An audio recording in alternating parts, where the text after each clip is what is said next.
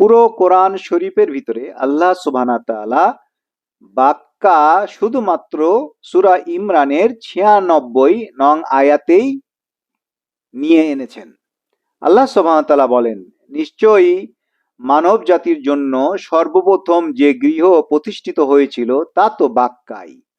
এটা বরকতময় ও বিশ্ব জগতের দিশারি। এতে অনেক সুস্পষ্ট নিদর্শন আছে মাকামে ইব্রাহিম। আর যে কেউ সেখানে প্রবেশ করে সে নিরাপদ। মানুষের মধ্যে যার সেখানে যাওয়ার সামর্থ্য আছে আল্লাহর উদ্দেশ্যে ওই বাইত বা গৃহের জন্য হজ করা তার জন্য অবশ্যই কর্তব্য।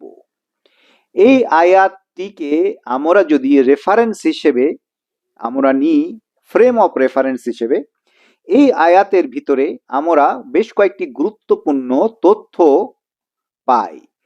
বাক্কা এমন একটি জায়গা, শহর, যার ভিতরে আছে মাকামে ইব্রাহিম, এবং এই বাক্কার ভিতরে আছে একটি বাইত বা গৃহ, যার জন্য হজ অবশ্য কর্তব্য।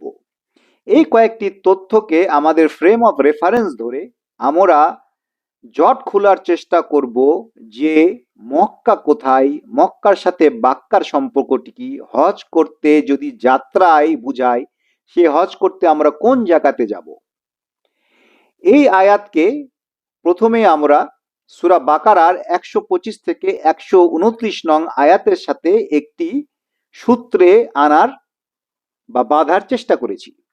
আল্লাহ সুবহানাহু ওয়া তাআলা সূরা বাকারার ১২৫ থেকে ১২৯ নং আয়াতে বলছেন, এবং সেই স্মরণ করো যখন আমি বাইতুল্লাহকে, আল্লাহর ঘরকে মানব জাতির মিলন কেন্দ্র ও নিরাপত্তা স্থল করেছিলাম আর বলেছিলাম, তোমরা মাকামে ইব্রাহিমকে সালাতের স্থান রূপে গ্রহণ করো, আর ইব্রাহিম ও ইসমাইলকে তাওয়াফকারী, ইতিকাফকারী, রুকু ও সিজদাকারীদের জন্য আমার গৃহকে পবিত্র রাখতে আদেশ দিয়েছিলাম। আমরা এই আয়াতের ভিতরে পেয়ে যাচ্ছি বাক্কার যে দুইটি নিদর্শন ছিল, একটি হচ্ছে মাকামে ইব্রাহিম, একটি হচ্ছে বাইতুল্লাহ, আল্লাহর গৃহ। এই দুইটি আমরা সূরা বাকারার ১২৫ নং আয়াতের ভিতরে পেয়ে যাচ্ছি। এমন একটি জায়গা, এমন একটি শহর, এমন একটি জনপদ যেখানে ইব্রাহিম এবং ইসমাইল আলাইহিস সালাম যাত্রা করে গিয়েছিলেন। এরপরের আয়াতগুলা আমরা পড়ি, আরো আমাদের কাছে বিষয়টি তথ্যবহুল হয়ে উঠবে। স্মরণ করো যখন ইব্রাহিম বলেছিল, হে আমার প্রতিপালক, একে নিরাপদ শহর করো, আর এর অধিবাসীদের মধ্যে যারা আল্লাহ ও আখিরাতে ঈমান আনে তাদেরকে ফল মূল হতে জীবিকা প্রদান করো। তার মানে আমরা বুঝতে পারলাম যে এই যে বাইতুল্লাহ এবং এই যে মাকামে ইব্রাহিম, এইটি একটি শহরের ভিতরে অবস্থিত, যে শহরের ভিতরে অধিবাসী থাকবে বা ছিল, এবং যাদের খাওয়া দাওয়া জীবিকা নির্বাহের জন্য ফল মূল ফসলাদির দরকার ছিল। তার মানে বাক্কাকে এই আয়াত দিয়ে আমরা একটি শহর, একটি জনপদ, প্রাচীন একটি স্থাপনা, যার ভিতরে মানুষ অধিবাসীরা থাকবে, যাদের ভিতরে ফল ফলাদি ফলানো এবং চাষাবাদ প্রয়োজন হয়ে উঠবে, সেটি প্রমাণ আমরা এখানে পাচ্ছি।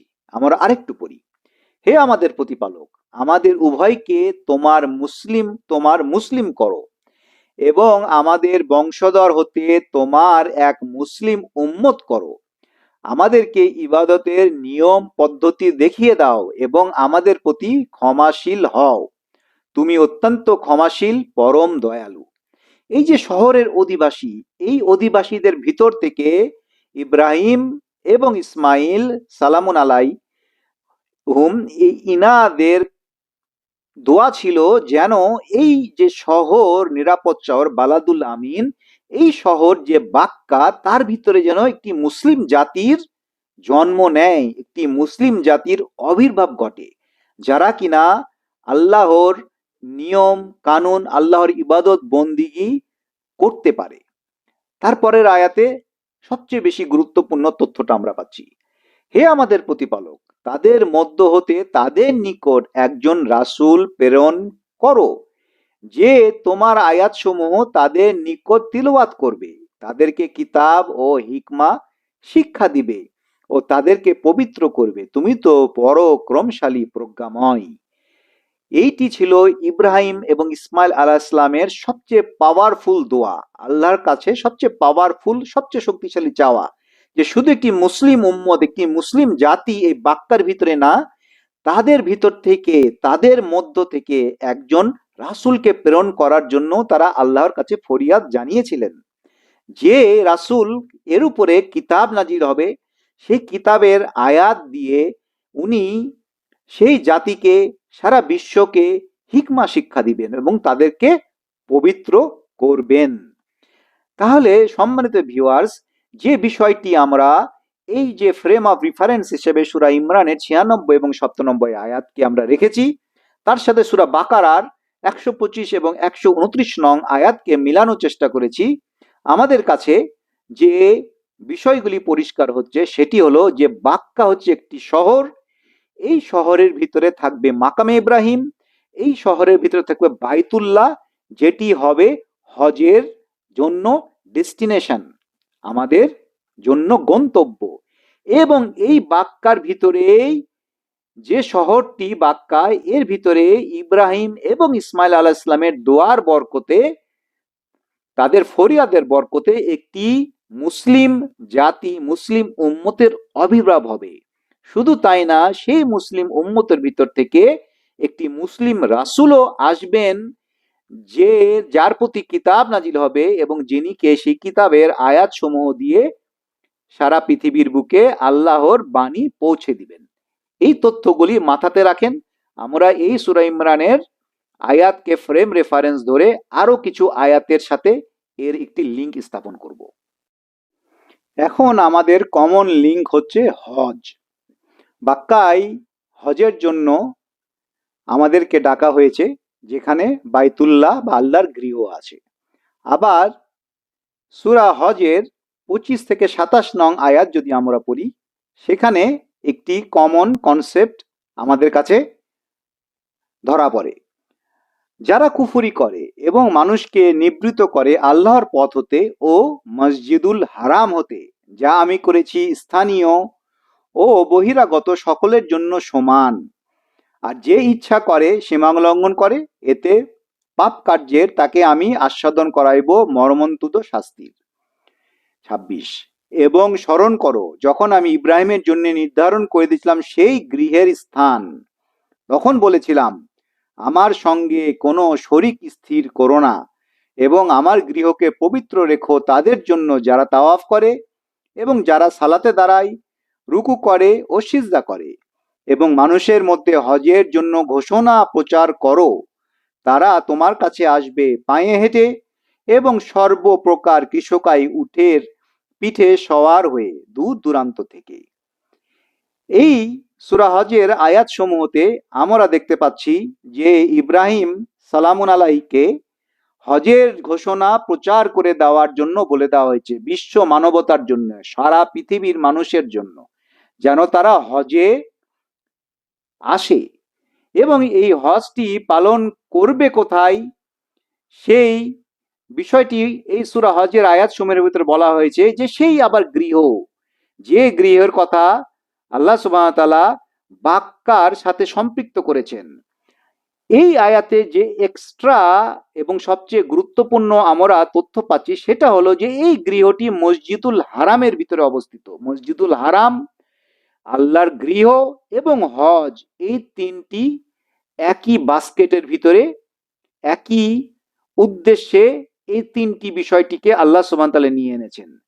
তাহলে আমরা যে জিনিসটি বুঝতে পারছি সেটা হলো যে বাক্কায় আছে মাকাম ইব্রাহিম, এবং বাক্কায় আছে বাইতুল্লাহ, এবং বাক্কার ভিতরে আছে মসজিদুল হারাম, এবং এই মসজিদুল হারাম এর ভিতরেই কাবা গৃহ। এটি অন্য একটি আয়াতে আসছে, সূরা মায়েদার আয়াতে, আমি ওটা এখানে আনিনি এখনো। তো হজের জন্য যে ঘোষণাটা দেওয়া হয়েছে ইব্রাহিম আলাইহিস সালাম, যে বাক্কাতে আসো, বাক্কার ভিতরে যে মসজিদুল হারাম সেখানে আসো, এবং মসজিদুল হারামের ভিতরে যে বাইতুল্লাহ আছে সেখানে আসো। অতএব আমরা এখানে যে নতুন তথ্য, নতুন একটি এলিমেন্টকে আমরা যোগ করলাম, সেটি হলো যে মসজিদুল হারাম। মসজিদুল হারাম বাক্কার ভিতরে আছে। এখন আমরা আরো একটু অগ্রসর হই, আরো বেশ কিছু নতুন জিনিস আমাদের দিকে আসছে, সেই জিনিসগুলোকে আমরা ধীরে ধীরে ধীরে হজের সাথে বাক্কার সাথে অ্যাটাচ করার চেষ্টা করি। স্ক্রিনে যে দুইটি আয়াত নিয়ে এনেছি আমরা, সূরা বাকারার 106 নং আয়াত এবং সূরা তাওবার 19 নং আয়াত, এই দুইটি আয়াত গত যে আয়াতটি আমরা পড়লাম মসজিদুল হারামকে নিয়ে, সেই আয়াতকে কমপ্লিমেন্ট করে। সূরা বাকারার 106 নং আয়াতে হজ এবং উমরার অনেক নিয়ম কানুন আল্লাহ সুবহানাহু ওয়া তাআলা নিয়ে আনার পরে বলেছেন যে তোমরা আল্লাহর উদ্দেশ্যে হজ ও উমরা পূর্ণ করো। বাকি নিয়ম কানুনের কথা বলার পরে উনি বলছেন যাদের পরিজন বর্গ মসজিদুল হারামের বাসিন্দা নয়, এভাবে কিছু নিয়ম কানুন দিয়েছেন। আমাদের যে মূল উদ্দেশ্য এই আয়াতটি, সেটি হলো যে মসজিদুল হারাম এর সাথে হজ এবং উমরাকে কানেক্ট করা। আমরা দেখতে পাচ্ছি যে যারা হজ এবং উমরা করবে তাদেরকে মসজিদুল হারামে যেতে হবেই হবে। আবার তাওবার 19 নং আয়াতে আমরা দেখতে পাচ্ছি যে হাজি যারা হজে যাবেন তাদের সাথেও মসজিদুল হারামের একটি অত্যন্ত ওতপ্রোত সম্পর্ক আছে। কেননা হজের যে যাত্রা সেটি ডেস্টিনেশন হচ্ছে মসজিদুল হারাম।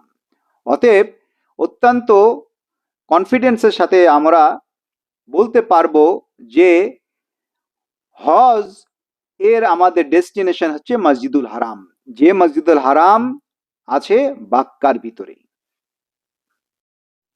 এখন আমরা বাক্কার সাথে মক্কার হেড টু হেড রিলেশন এর পর্যায়ে চলে এসেছি। সূরা ফাতার 48 নং সূরার 12, 24, 25, 27 নং আয়াত আমাদেরকে অত্যন্ত গুরুত্বপূর্ণ কিছু তথ্য দেয়। না, তোমরা ধারণা করেছিলে যে রাসূল ও মুমিনগণ তাদের পরিবার পরিজনের নিকট কখনোই ফিরে আসতে পারবে না, এবং এই ধারণা তোমাদের অন্তরে প্রীতিকর মনে হয়েছিল। তোমরা মন্দ ধারণা করেছিলে, তোমরা তো ধ্বংসমুখী এক সম্প্রদায়। তিনি মক্কা উপত্যকায় এদের হাত তোমাদের হতে এবং তোমাদের হাত এদের হতে নিবারিত করেছেন। এদের উপর তোমাদেরকে বিজয়ী করার পর তোমরা যা কিছু করো আল্লাহ তা দেখেন। তারাই তো কুফরি করেছে এবং বাধা দিয়েছে তোমাদেরকে মসজিদে হারাম থেকে এবং অবস্থানরত কোরবানির জন্তুদের যথাস্থানে পৌঁছতে। নিশ্চয়ই আল্লাহ তার রাসূলকে স্বপ্নটি যথাযথভাবে বাস্তবায়ন করে দেখিয়েছেন। আল্লাহর ইচ্ছায় তোমরা অবশ্যই মসজিদুল হারামে প্রবেশ করবে নিরাপদে। অত্যন্ত গুরুত্বপূর্ণ আয়াত।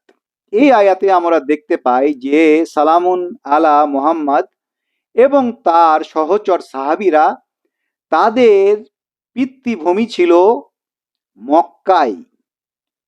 কেননা এখানে বলা হয়েছে যে যখন তাদেরকে বের করে দেওয়া হয়েছে মক্কা থেকে, মসজিদুল হারাম থেকে, তারা তাদের পরিবার পরিজনকে তারা সেখানে রেখে এসছে, এবং কাফেররা, মুশরিকরা, পৌতলিকরা তারা কখনোই এই আশা করেনি বা এই মনোমাঞ্জা করেনি যে তারা তাদের আত্মীয় স্বজনের কাছে যেন আবার ফিরে যেতে পারে।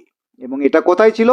এখানে বলেই দেওয়া হয়েছে মক্কা উপত্যকায়। যদিও এই ট্রান্সলেশনের সাথে আমি দ্বিমত পোষণ করি। আরবি বলা হয়েছে যে বি বাতনি মাক্কাতা, বি বাতনি মাক্কাতা। বাতন মানে হচ্ছে পেট, উদর। পেট উদর হচ্ছে, এটা বলা হচ্ছে যে মক্কা হচ্ছে, এটা মক্কার ভিতরে ঘটনা ঘটেছে। পেট যেমন একটি একটি অন্তর মহল জায়গা, পেটের ভিতরে যে জিনিসগুলো থাকে সেটাকে বলা যাবে না এটা শরীরের বাইরে আশেপাশে। তেমনি যে ঘটনার কথা এই সূরার পটভূমি, সেটি মক্কার বতনের ভিতরে, মক্কার পেটের ভিতরে ঘটেছে। তার মানে এটা মক্কার ভিতরের কথা। এবং এই আয়াত থেকে আরো স্পষ্ট করা হচ্ছে যে মসজিদুল হারাম এই মক্কার ভিতরে অবস্থিত। কেননা পৌতলিক প্যাগানরা, মক্কাবাসীরা, তারা আল্লাহ রসুল এবং তার সাহাবীদেরকে মসজিদুল হারামে ঢুকতে বাধা প্রদান করেছে, এবং আল্লাহ তাআলা ওয়াদা করেছেন যে মসজিদুল হারামে তাদেরকে আল্লাহ সুবহানাহু ওয়া তাআলা নিরাপদে ঢুকিয়ে ছাড়বেন। অতএব অত্যন্ত দিবালোকের মতন পরিষ্কার আমাদের কাছে এটা হয় যে মসজিদুল হারাম মক্কার ভিতরে অবস্থিত। এর পূর্ববর্তী আয়াতগুলা থেকে আমরা পড়েছি মসজিদুল হারাম বাক্কার ভিতরে অবস্থিত। তার মানে বাক্কা এবং মক্কা একই জায়গা, দুইটি নাম। পূর্বের মতোই আবার আমরা সূরা তাওবা এবং বাকারা থেকে দুইটি আয়াত কমপ্লিমেন্টারি হিসেবে নিয়ে এনেছি, যে আমাদের রাসূল মুহাম্মদ এবং তার সাহাবীরা তাদের যে আদি অবস্থান মসজিদুল হারাম অর্থাৎ মক্কার ভিতরে ছিল সেটি প্রমাণ করার চেষ্টা করেছি।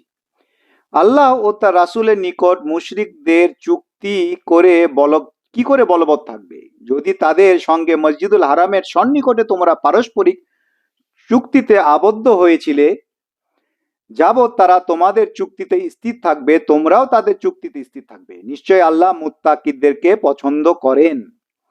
তোমরা কি সেই সম্প্রদায়ের সঙ্গে যুদ্ধ করবে না যারা নিজেদের প্রতিশ্রুতি ভঙ্গ করেছে ও রাসূলকে বহিষ্কারের জন্য সংকল্প করেছে?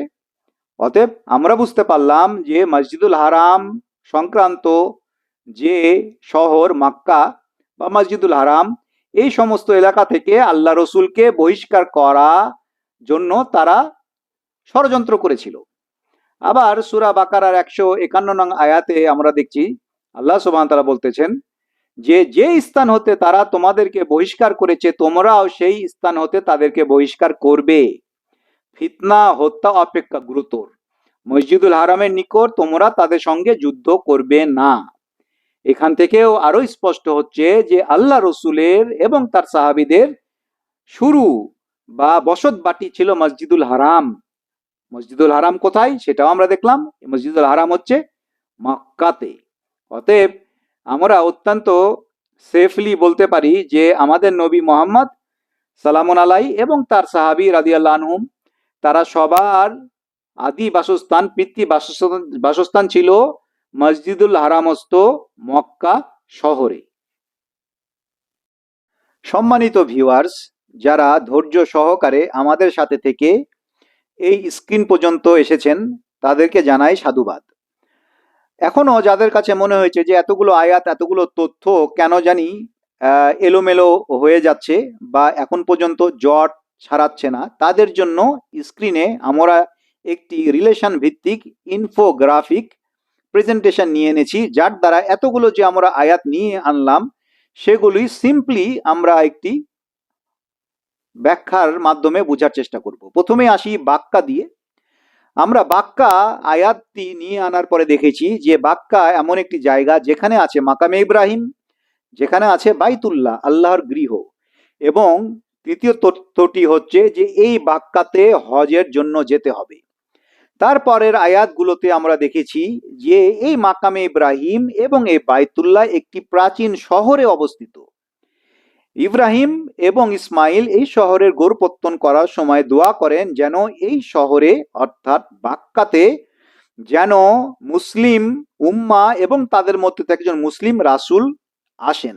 আমরা জানি মুসলিম উম্মা কারা, আমরা মানে সেই যুগের আরবরা, এবং মুসলিম রাসূল কে? রাসূল সেটা হচ্ছে আমাদের নবী মুহাম্মদ। তার জন্য দোয়া করেন তারা যেন এই যে প্রাচীন জনপদ শহর অর্থাৎ বাক্কাতে আসেন। অতএব মুহাম্মদ বাক্কাতে এসেছিলেন। এটার আরো প্রমাণ আমরা পাচ্ছি যখন আমরা দেখি যে হ্যাঁ, মুহাম্মদ এবং তার অনুসারী উম্মতরা আরবরা সত্যি যে জনপদে এসেছিলেন সেই জনপদে ছিল মসজিদুল হারাম। অতএব আমরা বুঝতে পারছি যে বাক্কাতে ছিল মসজিদুল হারাম। ঠিক আছে, এ পর্যন্ত ক্লিয়ার আমাদের? আরেকটু আমরা আগিয়ে গিয়ে দেখেছি এই মসজিদুল হারাম হচ্ছে মক্কার পেটের ভিতরে অবস্থিত, মক্কার ভিতরে অবস্থিত।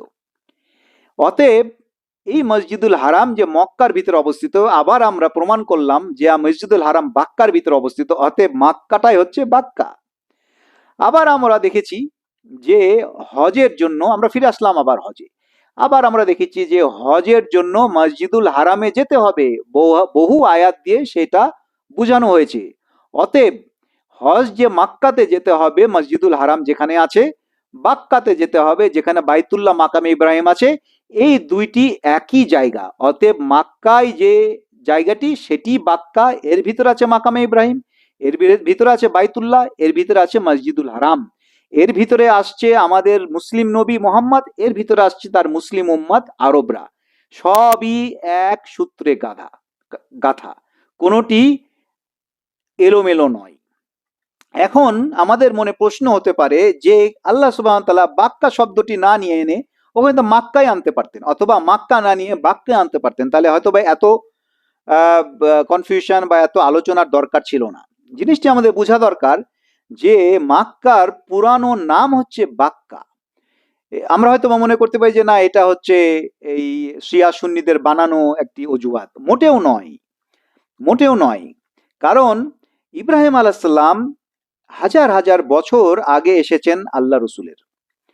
তার সময়ে কোনো একটি জায়গার নাম ভিন্ন হতেই পারে। ইরাকের নাম সবসময় ইরাক ছিল না, এটা ছিল ব্যাবিলিয়ন। এরকম অনেক পুরাতন নাম আমাদের, জাস্ট আমাদের কাছের আমাদের রাজধানী ঢাকার নাম কিন্তু মুঘল সাম্রাজ্যের সময়ে ঢাকা ছিল না। মাত্র কয়েকশো বছর আগেও ঢাকার নাম ছিল জাহাঙ্গীরনগর। সেই সময়ে মুঘল আমলে 1700 শতাব্দীর দিকে কেউ যদি তার শহর সম্বন্ধে লিখতো তাহলে তাকে লিখতে হতো জাহাঙ্গীরনগর দিয়ে। অতএব ইব্রাহিম আলাইহিস সালামের সময়ে যে নামটি বাক্কা ছিল, এই জন্য ইব্রাহিম আলাইহিস সালামের সময়ে বাক্কা নামটি নিয়ে আনা হয়েছে। আর হাজার হাজার বছর পরে আমাদের মোহাম্মদ এবং তার সাহাবীদের সময়ে এই বাক্কা পরিবর্তন হয়ে নাম হয় মাক্কা। এই জন্য ওনাদের সময়ে মাক্কা শব্দটি বা নামটি নিয়ে আনা হয়েছে। এবং আমরা যদি তাওরাতে যাই, তাওরাতের সাম কিতাবের 84 নং অধ্যায়ের ভিতরে আমরা বাক্কা শহরটির নাম পাই, যেটি আমাদেরকে ডবল কনফিডেন্স দেয় যে হ্যাঁ, সত্যি পুরনো যুগে মাক্কার নাম বাক্কা ছিল। কেননা ওই চ্যাপ্টারে যে শহর বা জনপদের বর্ণনা দেওয়া হয়েছে তার সাথে হুবহু মক্কার মিল রয়েছে। আমরা অত ডিটেলসে যাব না। এছাড়া যদি আমরা দেখি যে আমাদের যে কন্টেম্পোরারি কিছু নাম, যেমন ধরেন ভারতের একটি অত্যন্ত গুরুত্বপূর্ণ কমার্শিয়াল হাব, সেটি হলো মুম্বাই। কিন্তু মুম্বাইয়ের কিন্তু পুরনো নাম হচ্ছে বোম্বাই। ব এবং ময়ের ভিতরে একটা সুইচিং হয়েছে, প্রতিস্থাপন হয়েছে, বোম্বাই হয়েছে মুম্বাই। আবার দেখেন আমাদের দেশের পাশেই একটি দেশ, তার নাম হচ্ছে মিয়ানমার, কিন্তু মিয়ানমারের পুরাতন নাম ছিল কিন্তু বার্মা। ব এবং ময়ের প্রতিস্থাপন হয়েছে, সুইচিং হয়েছে। অতএব স্থানের নামের ভিতরে ব এবং ময়ের যে প্রতিস্থাপন যে হয়, এটা আসলে এমন এরকম না যে খালি মক্কা এবং বাক্কার জন্য একটা আজব ব্যাপার, না, এটা তা না। এটি আমাদের আধুনিক সময়ের প্রমাণ, আধুনিক সময়েও আমরা প্রমাণ পাই। যারা অ্যারাবিক ফিলোলজিস্ট তারা বলেন যে সাউথ অ্যারাবিয়ান পেনিসুলাতে আরবি ভাষার ভিতরে এরকম এক একটি শব্দের ভিতরে এক একটি হরফ বা অক্ষরের সুইচিং খুবই দেখা যায়। একটি অত্যন্ত পরিচিত উদাহরণ আনা যেতে পারে, যেটি হলো যে আরবিতে অত্যাবশ্যক বা কম্পালসারি, এই শব্দটির আরবি হচ্ছে লাজিব। কিন্তু লাজিবের চেয়ে বেশি প্রচলিত যে শব্দটি সেটি হলো লাজিম। লাজিব এবং লাজিম, শেষের বটকে দেখেন, বটাকে সুইচিং করে প্রতিস্থাপন করে রাখা হয়েছে ম, বা এবং মিমের ভিতরে সুইচিং হয়েছে, লাজিব হয়েছে লাজিম। এরকম অনেক উদাহরণ আছে যেটি দ্বারা প্রমাণ হয় যে বাক্কা মাক্কার ভিতরে যে নামের যে একটা ডিফারেন্স ব এবং ময়ের ভিতরে, ইট ইজ ভেরি কমন। এটা অযৌক্তিক নয় এবং এটির কোনো প্রামাণ্য যে নেই তাও না। Last but not list, horn of Africa এর যে দেশ সেটি হচ্ছে ইরিট্রিয়া। আপনারা হয়তো নাম শুনে থাকবেন। ইরিট্রিয়া হচ্ছে একটি দেশ, যে দেশটি লোহিত সাগরের সাথে আছে অবস্থিত। লোহিত সাগর পার হলেই কিন্তু সৌদি আরব এবং মক্কা খুবই কাছে। তাদের প্রাচীন ইতিহাসে দেখা যায় এবং এটি লিপিবদ্ধ করা আছে, আমি ডিটেলসে যাচ্ছি না, যে ইরিট্রিয়া থেকে যখন বণিকেরা, যারা মশলার বণিক ছিল, তারা যখন মশলা নিয়ে মক্কাতে যাত্রা করেছিল, সেই সময়ে তাদের ইতিহাসে এটি ইনস্ক্রিপশন করা আছে, আর্কিওলজিক্যালি ভেরিফাইড করা হয়েছে যে তারা মক্কাকে বাক্কা ডাকতো সেই সময়ে, আজ থেকে কয়েক হাজার বছর আগে। এই সমস্ত তথ্য কোরআনুল কারিমের ইন্টারনাল এভিডেন্স আমাদেরকে নিশ্চয়তা দেয় যে যেই স্থানটা বাক্কা সেটিই মাক্কা, এবং এই বাক্কা অথবা মাক্কা যেখানেই থাকুক না কেন, আমাদের হজের গন্তব্য ডেস্টিনেশন হচ্ছে এই বাক্কা অথবা মক্কা। দুইটি একই জায়গা, ভিন্ন সময়ের ভিন্ন নাম।